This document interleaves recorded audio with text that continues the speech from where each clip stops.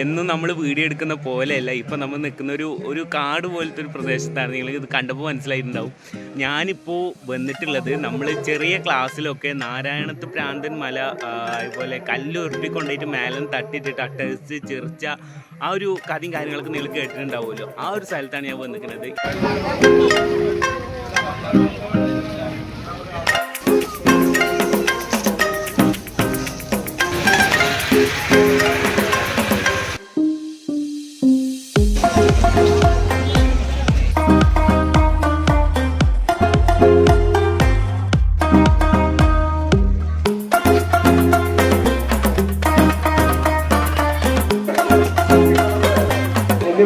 ക്ഷേത്രത്തിനകത്ത്